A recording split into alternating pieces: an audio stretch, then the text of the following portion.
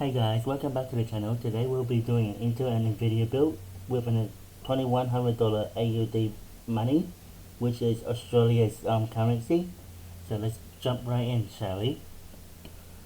People will argue that AMD has a better value when it comes to budget builds, but I took a poll online with a bunch of my friends and majority of them wants me to do an Intel and Nvidia build. So that's what I'm going with today. So for the CPU, there's basically three Intel options at the moment, and generally speaking, I would usually recommend going with the latest CPU, which is the 14th gen. But at the moment, those things are very expensive in Australia at the moment. So the next logical step is to go with a 13th gen. Sure, there is 12th gen, but at this point 12th gen is getting old. So, well, and also it is not the greatest idea in terms of value at the moment because there's not much difference between 12th gen and 13th gen in terms of pricing in Australia. But wherever you are, depends on the budget. 12th gen is also a good option too, but today, since I'm only working with an Australian currency, I'm gonna follow the price with that. So the best value CPU for the budget of 2100 is going to be a 13600K. So I'm gonna select that and put into my card. Next is the CPU cooler.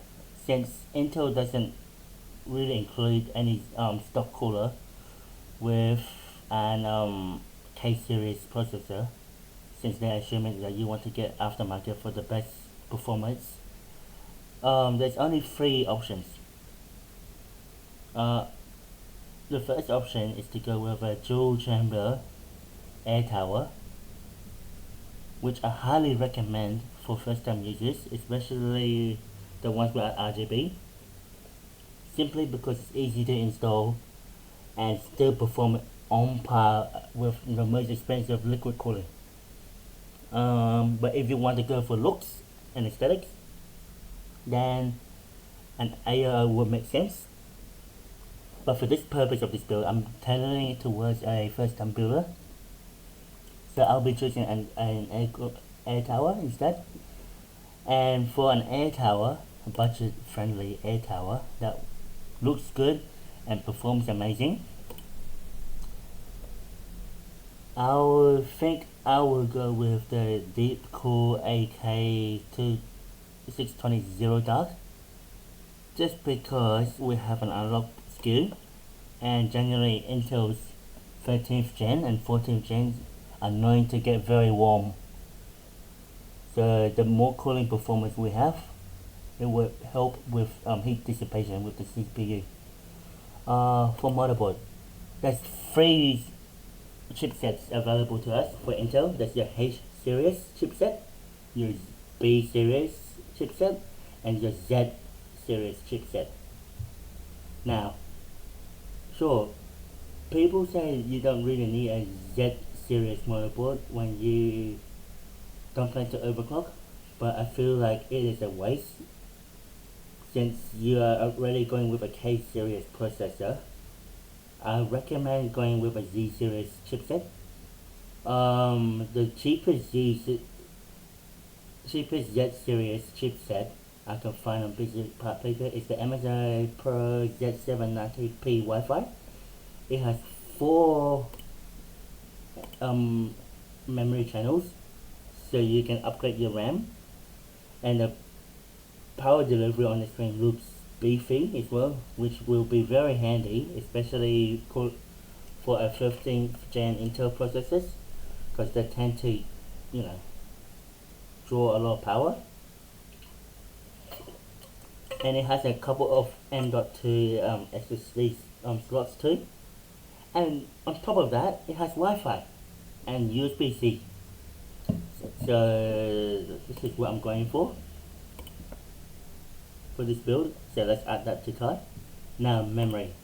There's 3 important factors when it comes to choosing your memory. One is the capacity. 2 is the frequency and timing, and lastly is the aesthetics.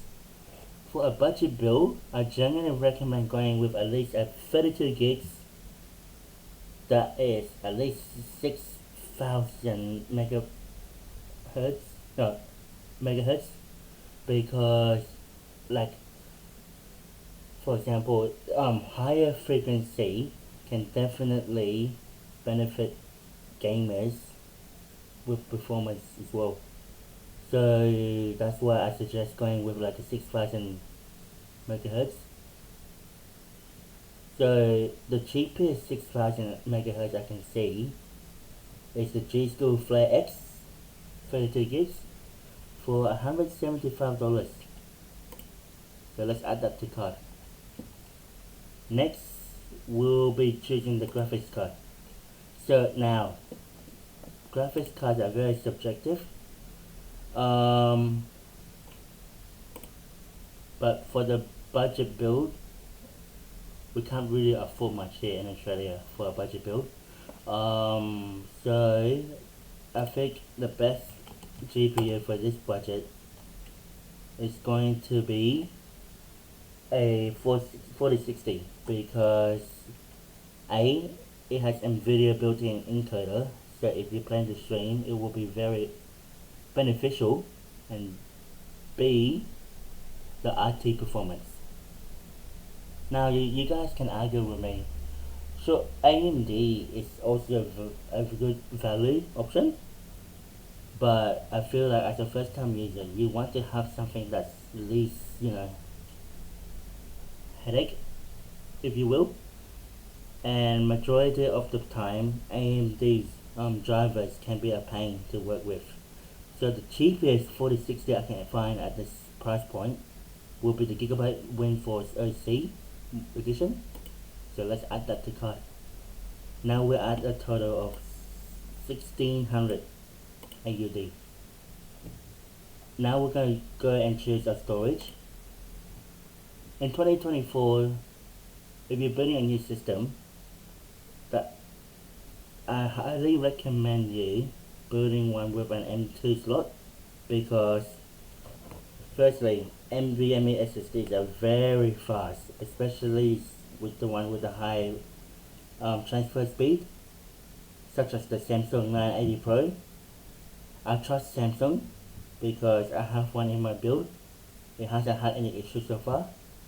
So for this budget, I'm going to be going with a 1TB 980 Pro Samsung SSD. Sure, there are different brands out there like your Intel drive, your Crucial, your Corsair, your Western Digital, but I have the least experience with those brands. And I have experienced a Samsung drive even with their 2.5-inch SSD. I've been using that for 2 years and no problems whatsoever too. So that's why I trust Samsung. So let's add the 1TB M2 SSD from Samsung into the card. Case. Now this is the part where it's the best part about building your own computer, because you can choose the looks of the case.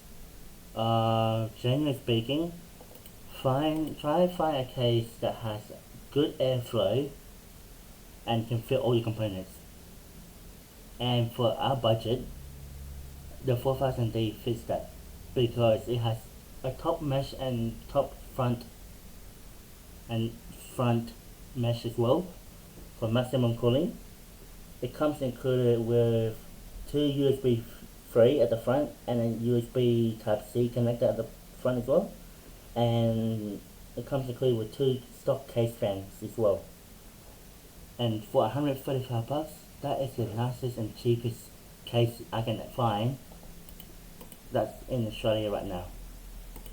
So let's add that to cart. Okay, so now we're at $18.95, which is our total budget at the moment. Now lastly, the most important thing is the power supply. Let's think of this way. A power supply basically supplies power to all the components in the system. So it's basically a heart of a system.